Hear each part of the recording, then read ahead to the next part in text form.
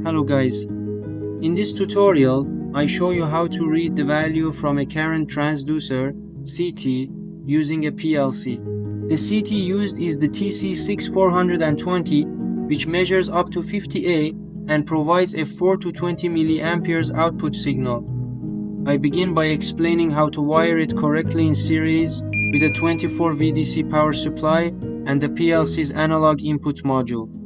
After setting up the hardware, I demonstrate how to write a simple structured text ST program in Codesys to scale the analog input and convert it into the actual current value, process value or PV. This is a practical guide for anyone working with analog sensors and PLCs in industrial automation.